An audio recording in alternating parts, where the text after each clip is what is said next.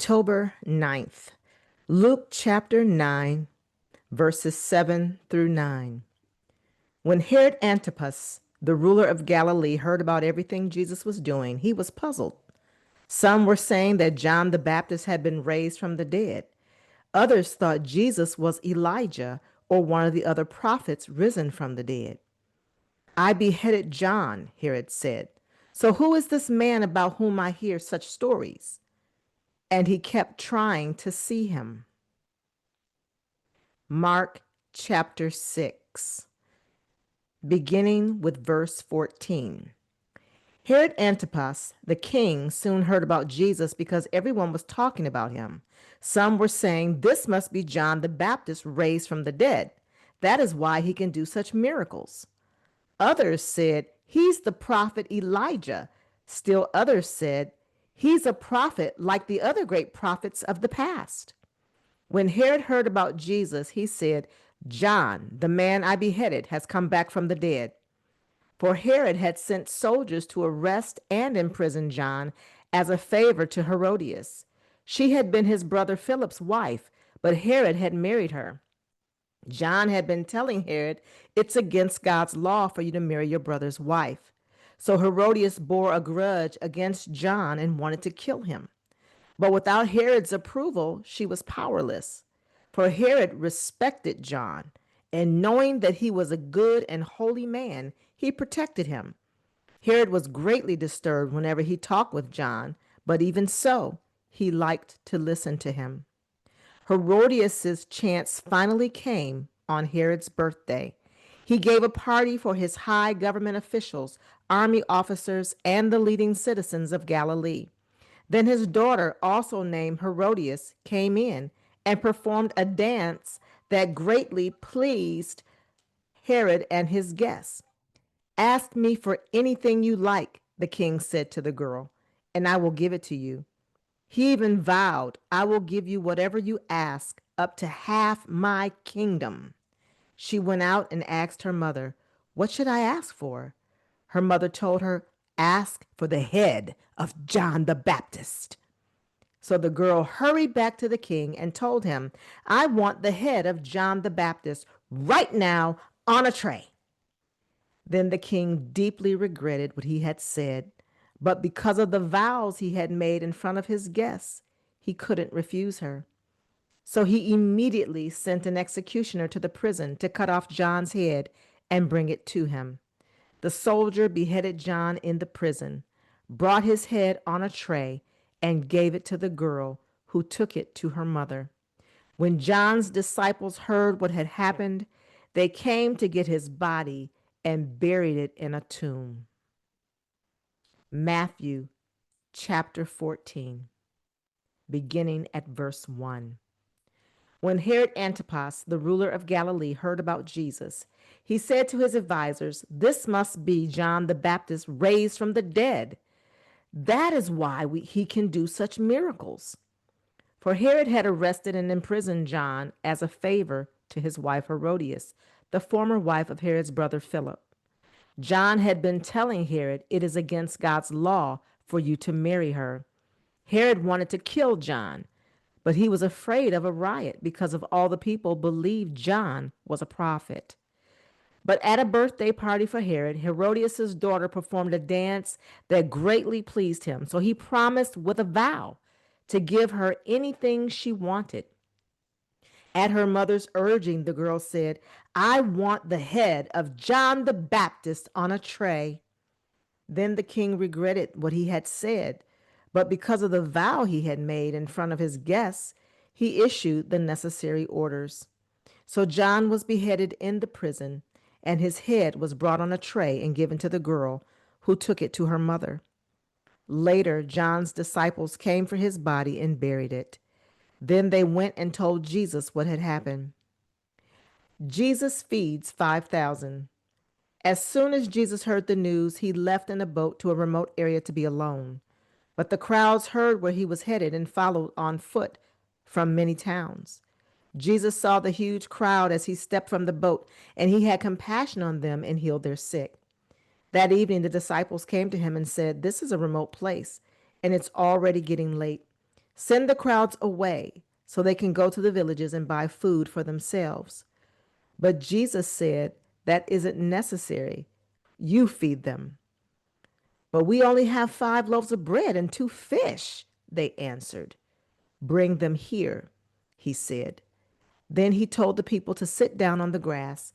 Jesus took the 5 loaves and 2 fish, looked up toward heaven, and blessed them. Then, breaking the loaves into pieces, he gave the bread to the disciples, who distributed it to the people.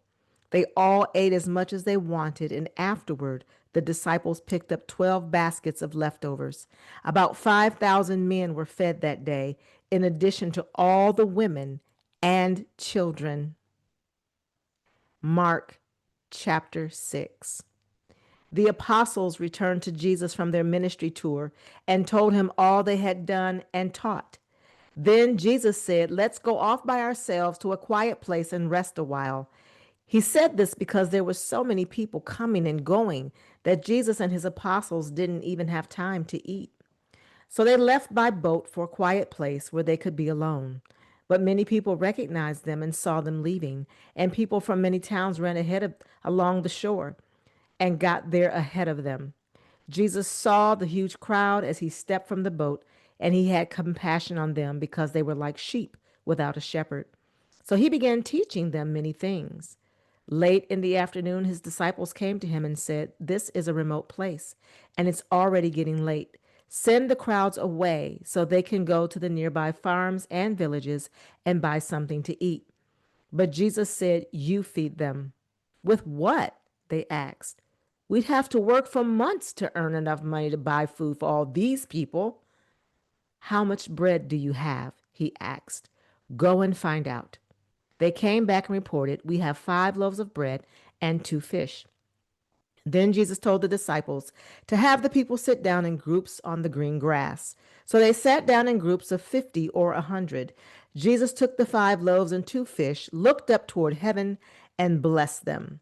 Then, breaking the loaves into pieces, he kept giving the bread to the disciples so they could distribute it to the people. He also divided the fish for everyone to share. They all ate as much as they wanted, and afterward the disciples picked up 12 baskets of leftover bread and fish. A total of 5,000 men and their families were fed. Luke chapter 9, beginning at verse 10. When the apostles returned, they told Jesus everything they had done. Then he slipped quietly away with them toward the town of Bethsaida. But the crowds found out where he was going, and they followed him. He welcomed them and taught them about the kingdom of God, and he healed those who were sick.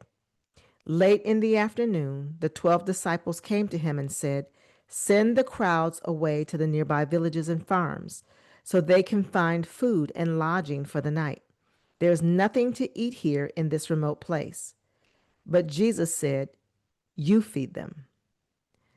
"But we have only 5 loaves of bread and 2 fish," they answered. "Or are you expecting us to go and buy enough food for this whole crowd?" For there were about 5,000 men there. Jesus replied, "Tell them to sit down in groups of about 50 each." So the people all sat down. Jesus took the 5 loaves and 2 fish, looked up toward heaven, and blessed them.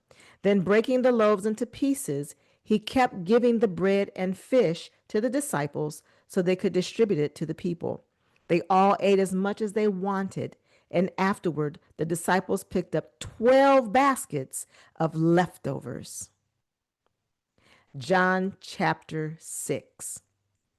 After this, Jesus crossed over to the far side of the Sea of Galilee, also known as the Sea of Tiberias. A huge crowd kept following him wherever he went because they saw his miraculous signs as he healed the sick. Then Jesus climbed a hill and sat down with his disciples around him.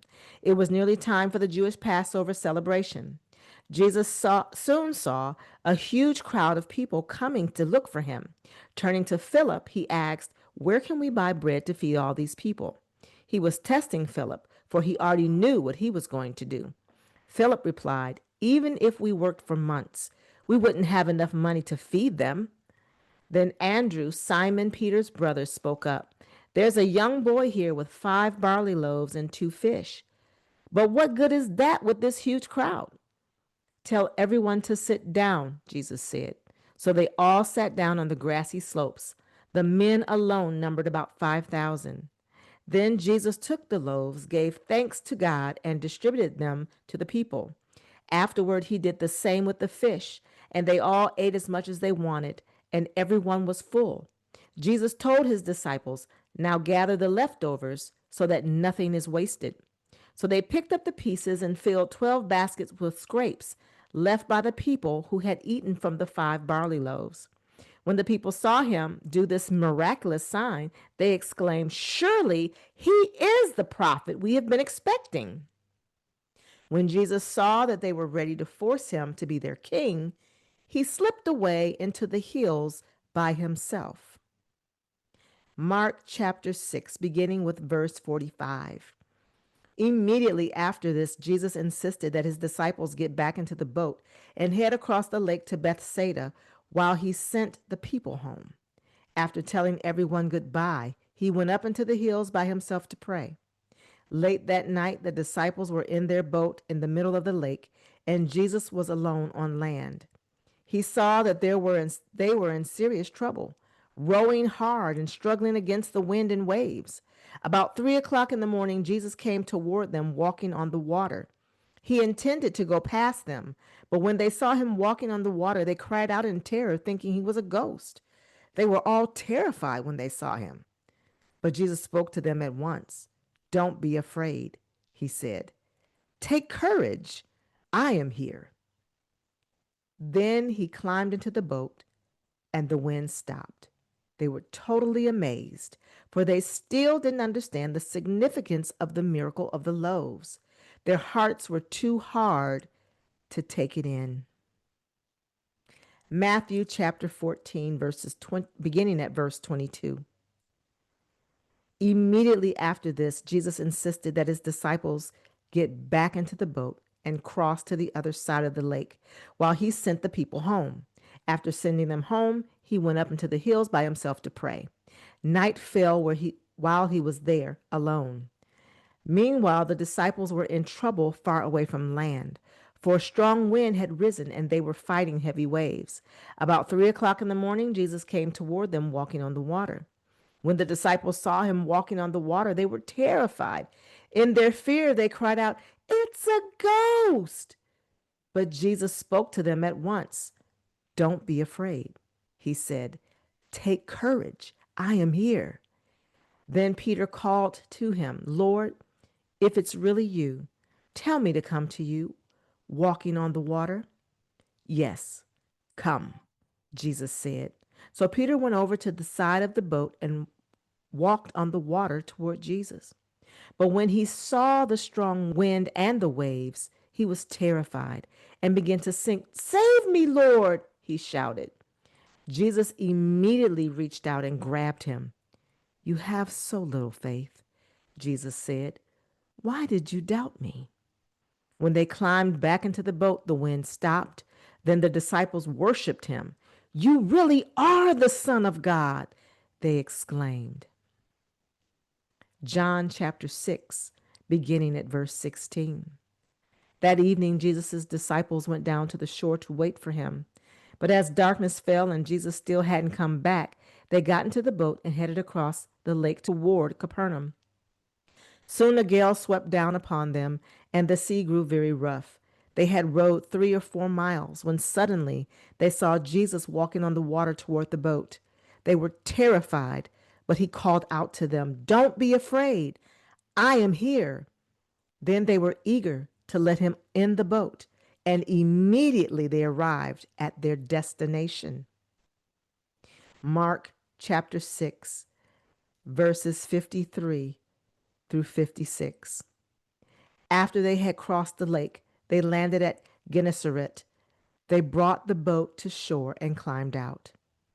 The people recognized Jesus at once, and they ran throughout the whole area, carrying sick people on mats to wherever they heard he was. Wherever he went, in villages, cities, or the countryside, they brought the sick out to the marketplaces. They begged him to let the sick touch at least the fringe of his robe, and all who touched him were healed. Matthew chapter 14, verses 34 through 36. After they had crossed the lake, they landed at Gennesaret. When the people recognized Jesus, the news of his arrival spread quickly throughout the whole area, and soon people were bringing all their sick to be healed. They begged him to let the sick touch at least the fringe of his robe, and all who touched him were healed. May the Lord add a blessing to the reading and to the hearing of his holy word. Come, follow me. Come, follow me. I'll make you fishers of men. Fishers of men. Jesus said, come follow me, and I'll make you fishers of men. Matthew 4:19. Come, follow me. Come, follow me. I'll make you fishers of men. Fishers of men. Hi. Do you need prayer? If you do, give us a call. We would love to pray for you. You can call us at 918-928-6010. And you can also reach out to us via email through our contact us on our website, forgiveninc.com. That's the number 4, the word given, Given, Inc, Inc.com. God bless you.